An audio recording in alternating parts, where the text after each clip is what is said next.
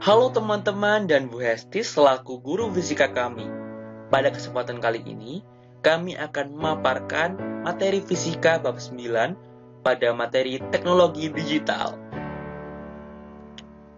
Pada pembahasan teknologi digital kali ini, saya Muhammad Zakir Diansyah nomor absen 23 bersama dengan Nareswari Salsabila nomor absen 24, Nini Hikmatus Soliha nomor absen 25, dan Nur Azizah nomor absen 26. Sebelum kita membahas lebih jauh, kita akan mempelajari terlebih dahulu mengenai teknologi digital. Teknologi komunikasi digital adalah teknologi yang berbasis sinyal elektrik komputer.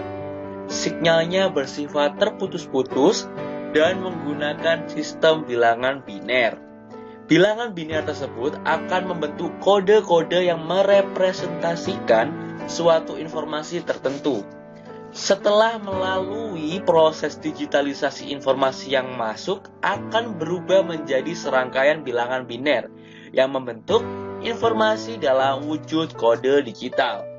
Kode digital tersebut nantinya akan mampu dimanipulasi oleh komputer. Contoh teknologi digital adalah gambar kamera video yang telah diubah menjadi bentuk digital. Bentuk digital tersebut mewakili elemen gambar atau pixel. Elemen tersebut dapat dimanipulasi oleh komputer, sehingga kita dapat menciptakan efek tertentu pada gambar, serta dapat juga memperbaiki kualitas gambar yang dianggap kurang baik. Bentuk manipulasinya bisa berupa penambahan intensitas cahaya pada gambar, sehingga gambar yang ada menjadi lebih terang atau gelap, meningkatkan ketajaman gambar yang kurang fokus, serta memperbaiki warna pada bagian tertentu dari gambar. Kita beranjak pada materi selanjutnya, yaitu perbedaan antara teknologi digital dan teknologi analog. Istilah digital menunjuk kepada jari-jari kaki dan tangan yang telah dipakai selama ribuan tahun untuk menghitung dan menggambarkan data-data numerik. Teknologi digital sendiri merupakan sistem menghitung yang sangat cepat, memproses semua bentuk informasi sebagai nilai-nilai numerik. Teknologi analog pada dasarnya hanyalah alat yang sederhana dengan program yang tertentu, seperti komputer analog. Selain itu, komputer analog biasa dipasang dalam mesin-mesin untuk memberikan sebuah informasi dan kendali otomatis. Namun, meski sangat berguna, semua komputer analog buatan manusia memiliki kelemahan besar, yaitu mereka tidak dapat mengukur cukup teliti. Masalahnya terletak pada kemampuan mereka untuk konsisten terus-menerus merekam perubahan yang terus-menerus terjadi. Pada setiap pengukuran selalu terdapat peluang untuk ketidakpastian. Selanjutnya kita akan beralih ke pembahasan selanjutnya, yaitu perkembangan teknologi digital yang terbagi menjadi 3. Yang pertama yaitu perkembangan komputer. Yang kedua, yaitu lahirnya World Wide Web atau yang biasa kita sebut dengan WWW. Dan yang terakhir yaitu situs jejaring sosial. Selanjutnya kita langsung ke bagian pertama, yaitu penjelasan mengenai perkembangan komputer. Pengolahan data dengan menggunakan komputer terkenal dengan nama pengolahan data elektronik (PDE) atau Electronic Data Processing (EDP). Data adalah kumpulan kejadian yang diangkat dari suatu kenyataan. Data dapat berupa angka, huruf, atau simbol, atau gabungan dari ketiganya. Data mentah masih belum bisa bercerita banyak, sehingga perlu diolah lebih lanjut. Selain itu, pengolahan data adalah manipulasi dari data ke dalam bentuk yang lebih berguna dan lebih berarti, berupa suatu informasi. Informasi adalah hasil dari kegiatan pengolahan data yang memberikan bentuk yang lebih berarti dari suatu kejadian. Jadi pengolahan data elektronik (PDE) atau Electronic Data Processing atau EDP adalah manipulasi dari data ke dalam bentuk yang lebih berarti berupa suatu informasi dengan menggunakan suatu alat elektronik yaitu komputer. Selanjutnya kita akan beranjak ke materi yang kedua, yaitu World Wide Web atau WWW. Selain itu, ada bahasa lain yaitu Wanua. Biasa lebih dikenal dan disingkat sebagai WWW adalah suatu ruang informasi yang dipakai oleh pengenal global yang disebut pengidentifikasi sumber seragam untuk mengenal pasti sumber daya berguna. WWW sering dianggap sama dengan internet secara keseluruhan, walaupun sebenarnya ia hanyalah bagian dari internet. Baik, WWW merupakan kumpulan peladen web dari seluruh dunia yang mempunyai kegunaan untuk menyediakan data dan informasi untuk dapat digunakan bersama. WWW adalah bagian yang paling menarik dari internet. Melalui web, para pengguna dapat mengakses informasi-informasi yang tidak hanya berupa teks, tetapi bisa juga berupa gambar, suara, video, dan animasi. Akhirnya kita berada di bagian ketiga atau bagian terakhir, yaitu situs jejaring sosial. Situs jejaring sosial merupakan sebuah web berbasis pelayanan yang memungkinkan penggunanya untuk membuat profil, melihat list pengguna yang tersedia, serta mengundang atau menerima teman untuk bergabung dalam situs tersebut.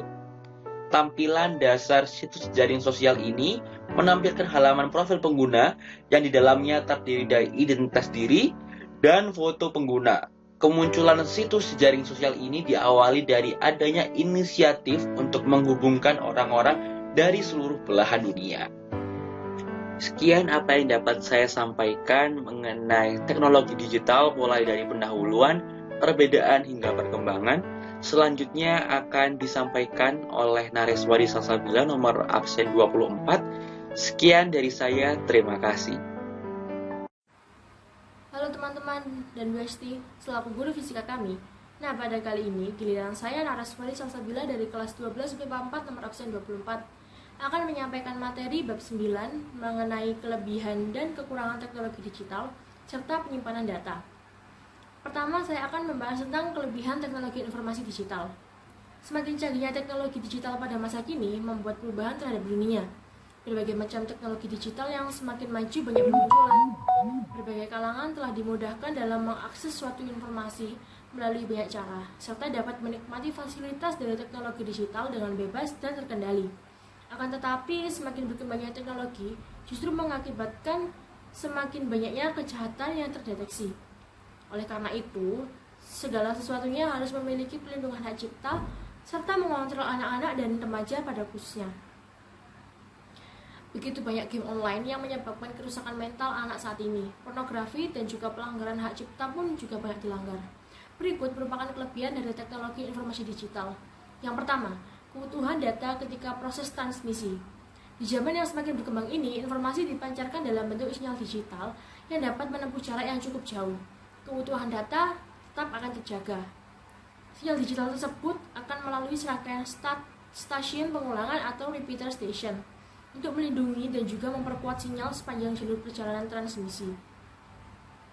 Gangguan buruk serta noise tidak akan berpengaruh pada transmisi sinyal digital. Sebab pada repeater station, sinyal digital mengalami regenerasi. Sinyal-sinyal yang rusak itu bisa langsung diubah atau diganti. Yang kedua, sistem komunikasi yang lebih fleksibel. Teknologi digital melalui ISDN atau Integrated Service Digital Network bisa menghantarkan berbagai macam informasi dalam sebuah jaringan tunggal. ISDN ialah informasi besar yang terdiri dari banyak komponen informasi yang bisa berupa gambar, data, dan juga berupa suara, yang mana seluruh data tersebut bisa dipindahkan dan diakses dengan mudah menggunakan alat tertentu seperti flash disk. Flash disk banyak digunakan dalam pertukaran informasi dan data dalam bentuk digital. Teknologi ISDN ini juga dapat memberikan kemudahan pada penggunaan dalam kegiatan bertukar gambar, data, dan grafik dengan mudah, cepat, dan dapat dilakukan di mana saja. Yang ketiga adalah efisiensi biaya. Dengan munculnya teknologi IC atau yang bisa disebut dengan chips sangat memberikan dampak yang sangat luar biasa, yang mana alat ini membuat teknologi komputer yang sebelumnya harus menggunakan mesin dan komponen yang berukuran besar, berat, dan tidak praktis tugasnya bisa digantikan oleh chip karena lebih stabil, lebih praktis, dan memiliki daya tahan yang lama dalam pemakaian. Maka biaya yang dikeluarkan dalam pemeliharaan alat tersebut lebih sedikit. Namun meskipun banyak kelebihan dalam teknologi ini ya, ternyata dibalik itu semua teknologi juga memiliki banyak kekurangan. Contohnya seperti ini. Yang pertama, yaitu kesalahan ketika digitalisasi. Ketika sedang melakukan proses perubahan dari sinyal analog ke sinyal digital, konsep informasi yang ada pada dunia nyata akan melalui tahap digitalisasi atau informasi tersebut akan diubah menjadi sinyal. Digital dan sinyal digital merupakan rangkaian dari kode-kode tertentu. Hal ini perlu dikhawatirkan apabila konsep informasi yang asli ada pada dunia nyata tersebut tidak bisa terpresentasikan dengan benar dan baik saat digitalisasi. Contohnya, seperti pada warna. Apabila suatu warna belum ada dalam sistem penyimpanan teknologi digital, tentunya pasti akan dicari padanan warna yang paling dekat atau warna yang hampir sama dengan warna tersebut.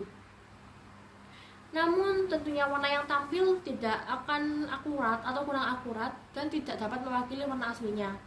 Yang kedua, adalah dominasi dunia oleh teknologi analog. Hingga saat ini pun, dunia masih didominasi oleh teknologi analog.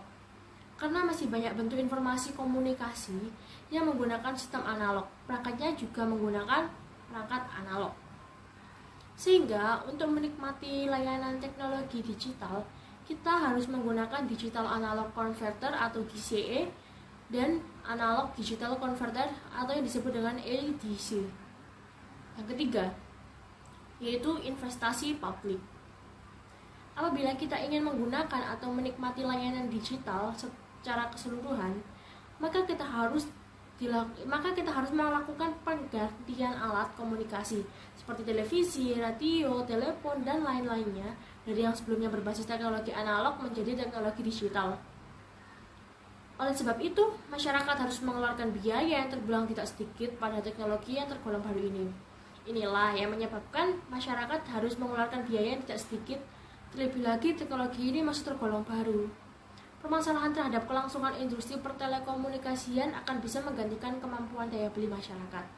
Yang keempat, yaitu rangkaian elektronika yang lebih rumit atau lebih kompleks.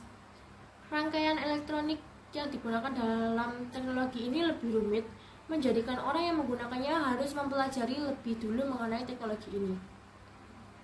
Nah, demikian pembahasan mengenai kelebihan dan kekurangan teknologi digital. Sekarang kita akan beralih ke materi selanjutnya, yaitu materi penyimpanan data digital. Penyimpanan data digital yaitu merupakan proses suatu penyimpanan data dalam bentuk digital yang berupa kode digit atau angka. Terdapat beberapa media penyimpanan data digital, di antaranya ada hard disk, flash disk, zip drive, floppy disk, compact disk atau yang disebut dengan CD, dan digital versatile disk atau yang disebut dengan DVD. Yang pertama kita akan bahas hard disk. Hard disk merupakan media penyimpanan data di dalam komputer. Bagian terpenting dalam sebuah hard disk adalah cakram magnetik yang dibungkus lapisan tipis logam. Selain terdapat hard disk internal, di dalam komputer juga terdapat hard disk eksternal yang dapat digunakan sebagai media penyimpanan. Yang kedua, ada flash disk. Flash disk merupakan suatu penyimpanan data digital eksternal. Flash disk memiliki IC atau chip memori yang berperan dalam penyimpanan data. Chip memori dalam flash disk menggunakan gerbang logika NAND dalam penyimpanan data. Yang ketiga, ada zip drive. Keterbatasan kapasitas pada floppy disk mendorong lahirnya teknologi baru yang disebut dengan Iomega zip drive. Perangkat ini terdiri atas floppy drive dan cartridge floppy khususnya yang mampu menampung sampai 100 MB data. Jumlah ini jelas memungkinkan untuk menampung file multimedia dari grafik yang biasanya berukuran megabytes yang sebelumnya tidak dimungkinkan untuk disimpan dalam floppy. Yang keempat, ada floppy disk. Floppy disk drive yang menjadi standar pemakaian terdiri dari dua ukuran, yaitu 5,23 inci dan 3,5 inci. yang masing-masing memiliki dua tipe kapasitas, double density atau DD dan high density atau yang disebut dengan HD. Floppy disk yang ukurannya 5,2 inci kapasitasnya adalah 360 KB itu untuk DD dan 1,2 MB untuk HD. Sedangkan yang floppy disk yang ukurannya 3,5 inci kapasitasnya 720 KB untuk DD dan 1,44 MB untuk HD. Kapasitas yang dapat ditampung oleh floppy disk memang cenderung kecil, apalagi jika dibandingkan dengan kebutuhan transfer yang menyimpan datanya semakin lama semakin besar. Floppy disk ini hanya dapat menyimpan file teks karena keterbatasan kapasitasnya. Jadi penulisan pada floppy disk dapat dilakukan berulang-ulang dan memakan waktu yang relatif lama. Yang kelima ada compact disk atau CD. CD umumnya terbuat dari resin atau polikarbonat dan dilapisi permukaan yang sangat reflektif seperti aluminium. Informasi direkam secara digital sebagai lubang-lubang mikroskopis yang permukaannya yang relatif. Proses ini dilakukan dengan menggunakan laser yang berintensitas tinggi. Permukaan yang berlubang ini kemudian dilapisi oleh lapisan bening. Informasi dibaca dengan menggunakan laser berintensitas rendah yang menyinari lapisan bening tersebut sementara motor memutar disk. Intensitas laser tersebut berubah setelah mengenai lubang-lubang tersebut, kemudian terefleksikan dan dideteksi oleh fotosensor yang kemudian dikonversi menjadi data digital. Yang keenam, ada digital versatile disk atau yang disebut dengan DVD. DVD adalah generasi kelanjutan dari teknologi penyimpanan dengan menggunakan media optical disk. DVD memiliki kapasitas yang jauh lebih besar daripada CD-ROM biasa, yaitu mencapai 9 GB. Teknologi DVD ini sekarang banyak dimanfaatkan oleh perusahaan musik dan juga film besar sehingga menjadikannya sebagai produk elektronik yang paling diminati dalam kurun waktu 3 tahun sejak diperkenalkannya pertama kali. Perkembangan teknologi DVD-ROM ini juga lebih cepat dibandingkan CD-ROM. Satu kali DVD-ROM memungkinkan rata-rata transfer data 1321 MB per second dengan rata-rata sebesar 12 MB per second. Penyimpanan data digital ini telah memasuki era baru. Sebelumnya kita telah mengenal media penyimpanan data seperti hard disk dalam perangkat komputer atau flash disk yang portable sehingga dapat dibawa kemana-mana. Kini perkembangan teknologi telah menawarkan media penyimpanan data secara online yang dikenal dengan nama cloud storage. Cloud storage adalah sebuah teknologi informasi penyimpanan data digital yang memanfaatkan adanya server sebagai media penyimpanan. Tidak seperti media offline yang membutuhkan perangkat khusus. Kini dengan adanya teknologi tersebut, kita dapat lebih mudah mengakses data digital hanya berbekal perangkat yang telah dilengkapi oleh akses internet. Demikian yang materi yang bisa sampaikan. Selanjutnya akan dilanjutkan oleh teman saya. Hai teman-teman, dan Bu Esti selaku guru fisika kami, setelah mendengarkan materi yang telah disampaikan oleh teman kami sebelumnya, saya, Nini Matu Soliha dari kelas 12 MIPA 4 absen 25 akan menjelaskan tentang materi transmisi data. Mau tahu? Yuk disimak baik-baik. Pengertian dari transmisi data adalah transmisi data merupakan pengiriman data dari salah satu sumber data ke penerima data menggunakan media komputer atau media elektronik lainnya. Nah teman-teman, transmisi data ini itu dibagi menjadi dua. Ada transmisi digital atau transmisi analog. Yang pertama kita bahas adalah transmisi analog. Di transmisi analog ini ada namanya sinyal analog. Nah teman-teman, sinyal analog ini itu disebut dengan broadband, yang merupakan gelombang-gelombang elektronik yang bervariasi dan secara kontinu ditransmisikan melalui beragam media tergantung frekuensinya. Sinyal analog ini dapat berupa gelombang elektromagnetik yang secara langsung, terus-menerus, dan disebarkan melalui berbagai media transmisinya. Nah, sinyal analog ini merupakan sinyal untuk menampilkan data analog. Nah, contoh dari data analog sendiri itu ada audio, ada video, dan ada suara. Selanjutnya adalah transmisi digital. Di transmisi digital ini itu ada sinyal digital yang merupakan sinyal yang digunakan untuk menampilkan data digital loh. Data digital sendiri itu merupakan data yang memiliki deretan nilai yang berbeda dan memiliki cara tersendiri. Di data digital ini itu ada yang namanya sistem bilangan komputer. Yuk, mari kita bahas. Di sistem bilangan komputer ada 4 macam bilangan. Yang pertama ada bilangan desimal atau bilangan berbasis 10. Bilangan desimal atau basis 10 ini adalah sistem bilangan yang paling umum digunakan dalam kehidupan sehari-hari loh. Sistem bilangan ini menggunakan basis 10 atau menggunakan 10 simbol bilangan, yaitu ada bilangan 0, 1, 2, 3, 4, 5, 6, 7, 8, dan 9. Nah, contoh dari bilangan desimal ini itu ada 12,5, 17,5, 18,5, 19,7, dan lain-lain. Selanjutnya yang kedua ada bilangan biner atau berbasis 2. Biner atau basis 2 adalah sistem bilangan yang hanya terdiri dari 2 simbol, yaitu 0 dan 1. Contoh dari bilangan biner ini ada 1001, 101, dan lain-lain. Yang ketiga, ada bilangan oktal atau berbasis 8. Oktal atau basis 8 ini adalah sistem bilangan yang hanya terdiri dari 8 simbol. Antara lain ada 0, 1, 2, 3, 4, 5, 6, dan 7. Contoh bilangan oktal ini ada 1002, 1022, 1034, dan lain-lain. Yang keempat adalah bilangan heksadesimal atau bilangan berbasis 16. Wah, banyak sekali ya. Heksa artinya 6 dan desimal artinya 10. Jadi, heksadesimal berarti bilangan yang terdiri dari 16 simbol. Wah, banyak sekali ya. Apa saja? Ada 0, 1, 2, 3, 4, 5, 6, 7, 8, 9, dan yang ke-10-nya itu berupa huruf A, B, C, D, E, dan F. Contoh dari bilangan heksadesimal ini ada F3DA, F4DB, dan lain-lain. Nah, teman-teman, dalam materi transmisi data ini, kita akan membahas yang pertama ada media transmisi data.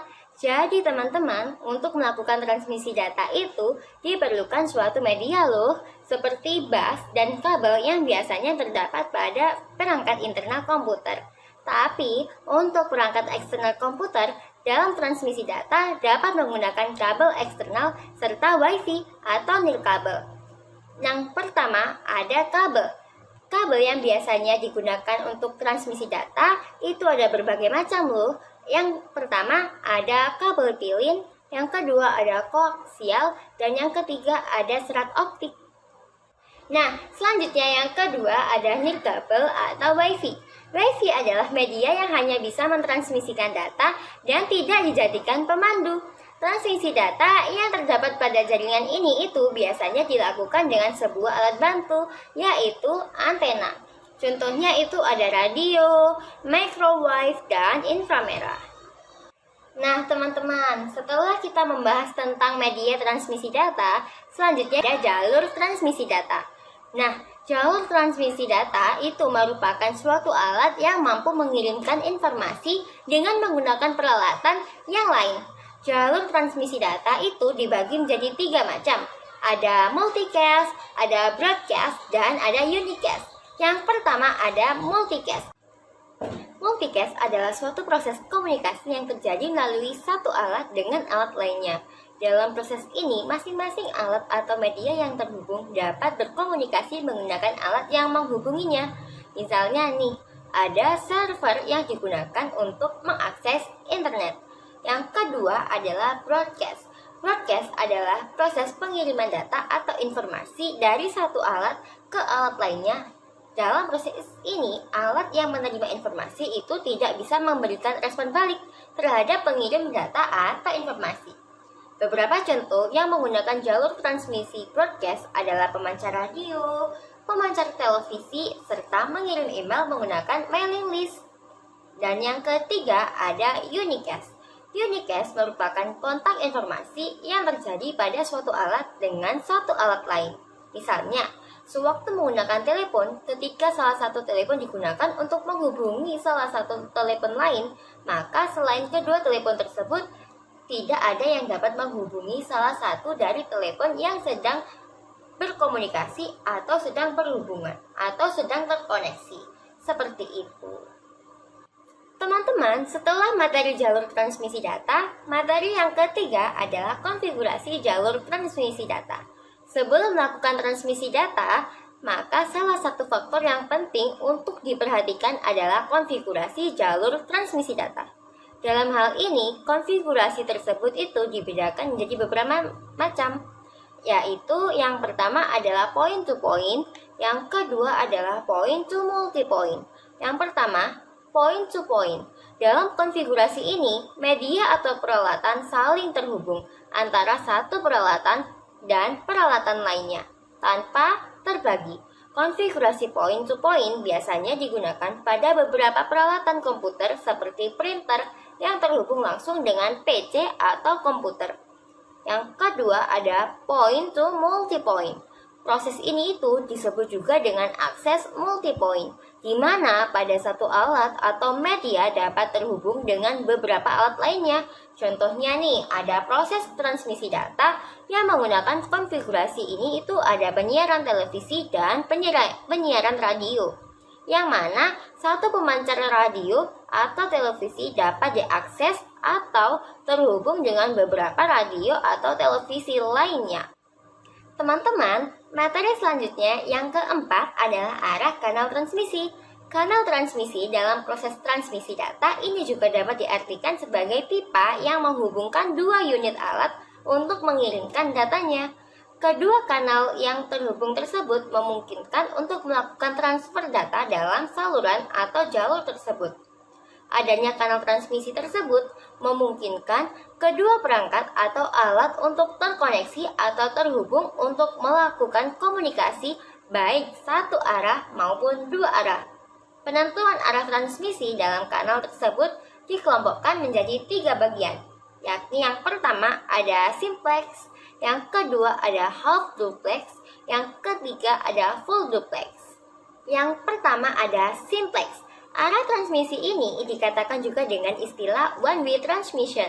Kanal transmisi simplex hanya dapat melakukan komunikasi atau transmisi satu arah saja, seperti yang terdapat pada pemancar televisi atau pemancar radio.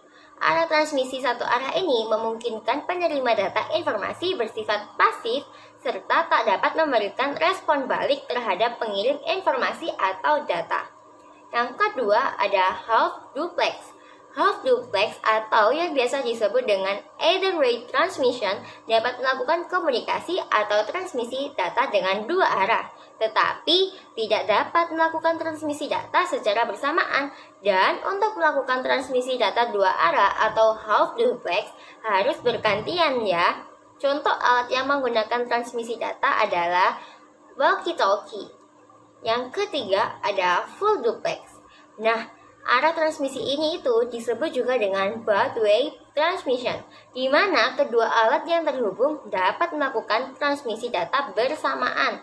Pada saat komunikasi tengah terjadi itu, masing-masing unit dapat melakukan pengiriman dan penerimaan data sekaligus. Contoh alat yang menggunakan konsep full duplex ini itu ada handphone atau telepon. Nah teman-teman, materi selanjutnya yang kelima adalah mode transmisi. Dengan adanya mode transmisi ini memungkinkan suatu alat dapat terhubung untuk melakukan komunikasi terhadap perangkat lain. Dalam mode transmisi ini itu terdapat dua mode, yaitu parallel transmission serta serial transmission. Yang pertama itu adalah parallel transmission. Dalam melakukan parallel transmission, data dapat dikirimkan serentak menggunakan beberapa jalur sekaligus. Jadi, untuk transmisi model ini, jalur yang digunakan tentu lebih dari satu media transmisi. Data akan dikirimkan terus-menerus menggunakan jalur-jalur yang disediakan tersebut sampai semua data selesai dikirimkan. Yang kedua, ada serial transmission. Dalam serial transmission yang disediakan hanya ada satu jalur, di mana data nantinya akan dikirimkan secara bergantian. sehingga semua data tersebut nanti dapat diterima oleh pengirim. Serial transmission ini memiliki metode transmisi yaitu synchronous transmission dan asynchronous transmission. Yang pertama ada synchronous transmission. Mode transmisi data ini itu disebut juga dengan istilah synchronous transfer mode atau STM. Pada proses transmisi, data diatur sedemikian rupa supaya memiliki pengaturan yang sama sehingga data dikirimkan dan diterima dengan baik oleh alat tersebut. Yang kedua ada asynchronous transmission. Mode ini biasanya disebut juga dengan asynchronous transfer mode atau ATM. Mode ini itu biasanya sering digunakan oleh seseorang untuk mengirimkan dan menerima data di antara dua alat. Data yang dikirimkan harus berisikan informasi tambahan yang mengizinkan kedua alat menyetujui kapan pengiriman dapat dilakukan. Teman-teman, materi terakhir di transmisi data ini atau materi ke-6 yaitu kapasitas kanal transmisi. Kapasitas kanal transmisi disebut juga dengan istilah bandwidth.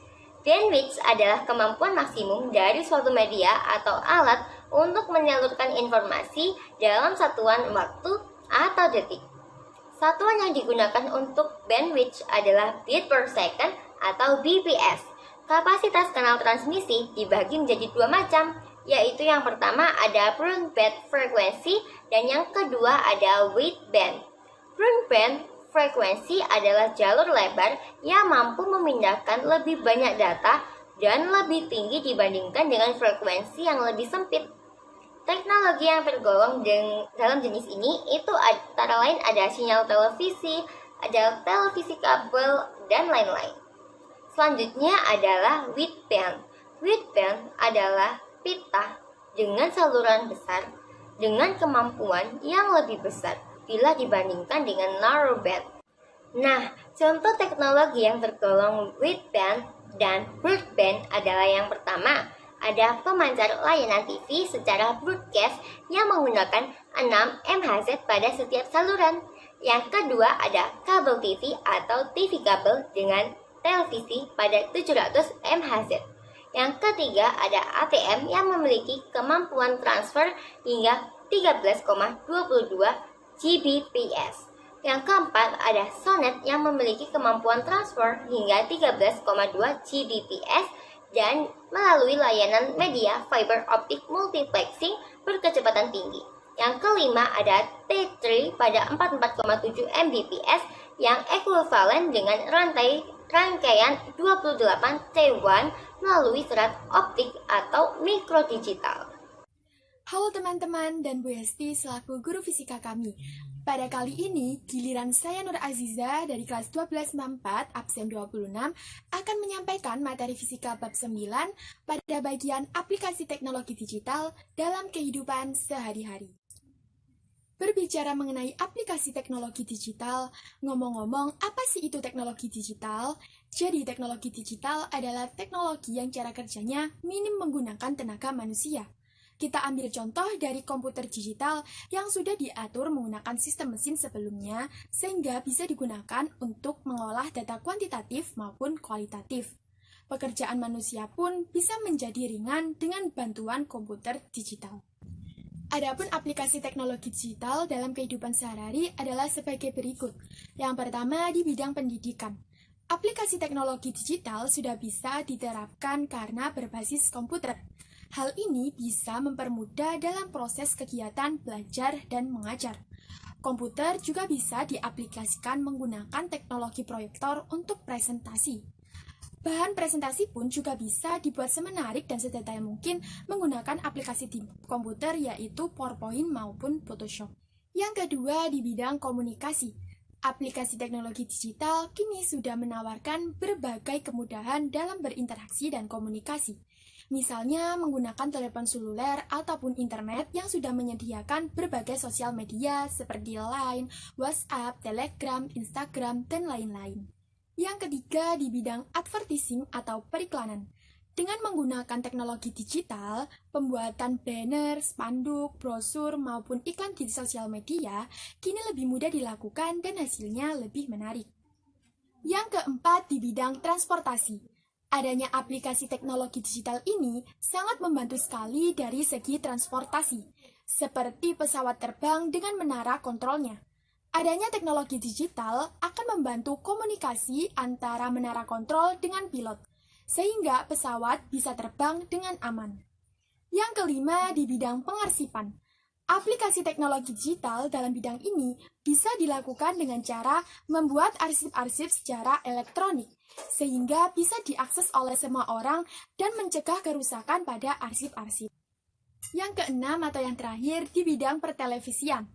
Penggunaan televisi digital menawarkan sejumlah keunggulan, di antaranya kualitas gambar dan suara yang lebih jernih, sinyal saluran, hingga channel yang lebih banyak kepada pemirsanya. Nah, itu tadi adalah aplikasi teknologi digital dalam kehidupan sehari-hari.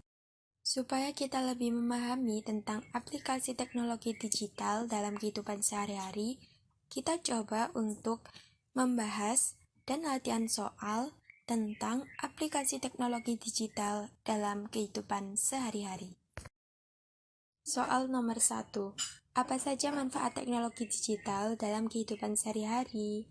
Manfaatnya adalah untuk memudahkan pekerjaan manusia dalam segala bidang kehidupan, seperti di bidang pendidikan, di bidang komunikasi, di bidang advertising, di bidang transportasi, di bidang pengarsipan, hingga di bidang pertelevisian. Selain itu, teknologi digital digunakan untuk membantu menyelesaikan permasalahan manusia, sehingga masalah-masalah yang dihadapi manusia tersebut bisa terpecahkan solusinya oleh bantuan teknologi digital. Soal nomor 2. Bagaimana jika tidak ada teknologi digital dalam kehidupan sehari-hari? Jika tidak ada teknologi digital, maka kemajuan dalam berbagai bidang pun juga akan terlambat. Misalnya di bidang pendidikan. Jika tidak ada teknologi digital, maka presentasi menggunakan layar proyektor pun sampai sekarang tidak ada. Bahkan, komputer digital juga tidak ada sehingga manusia akan kesusahan dalam mengolah data kualitatif maupun data kuantitatif. Selain itu, kita ambil contoh lagi di bidang komunikasi. Jika tidak ada teknologi digital, maka sampai sekarang kita semua akan kesusahan dalam berinteraksi jarak jauh ataupun mendapatkan informasi dan relasi. Soal nomor 3. Bagaimana jika dalam bidang pengarsipan tidak ada aplikasi teknologi digital? Maka dalam pempublikasian arsip data-data akan mengalami kendala. Orang-orang pun sulit untuk mengakses arsip data jika diperlukan, dan resiko kerusakan pada arsip yang sudah tua juga meningkat. Bayangkan jika tidak ada pengarsipan secara online atau secara elektronik. Jika kita membutuhkan data-data arsip, kita juga harus mengunjungi tempat-tempat yang bersangkutan. Hal tersebut pasti akan membutuhkan banyak waktu. Jika terdapat secara online, maka pekerjaan kita akan lebih efisien dan simpel. Soal nomor 4. Mengapa di bidang transportasi diperlukan aplikasi teknologi digital? Karena untuk memudahkan komunikasi antara pengemudi dengan penumpang maupun monitor. Jika kita ambil contoh dari pesawat terbang, aplikasi teknologi digital di sini digunakan sebagai sarana berkomunikasi antara menara kontrol dengan pilotnya, sehingga pesawat pun bisa terbang dengan aman. Tak hanya itu, dengan bantuan aplikasi teknologi digital, kini kita saat membeli tiket tidak perlu datang ke tempat yang bersangkutan. Cukup menekan layar pada ponsel, kita langsung bisa membeli tiket tersebut di e-commerce yang sudah disediakan. Soal nomor 5. Bagaimana jika di bidang advertising tidak ada teknologi digital? Jika tidak ada teknologi digital dalam bidang advertising, maka akan kesulitan dalam mengenalkan produk kepada konsumen. Misalnya, para pedagang tidak akan bisa membuat banner, spanduk, brosur, sampai iklan media sosial dengan menarik dan efektif. Para konsumen pun juga sama, tidak akan bisa mengenal produk yang ada di pasaran secara detail. Tak hanya itu, advertising atau periklanan juga mempengaruhi omset yang didapatkan oleh penjual. Semakin menarik iklan yang ditayangkan kepada konsumen, maka akan semakin banyak pula konsumen yang tertarik dan membeli produk tersebut, sehingga omset penjualan pun ikut naik. Sekian dari kelompok kami. Apabila ada tutur kata yang salah atau kurang tepat dalam penyampaian materi, kami memohon maaf yang sebesar-besarnya. Atas waktu dan kesempatannya, kami ucapkan terima kasih dan sampai jumpa.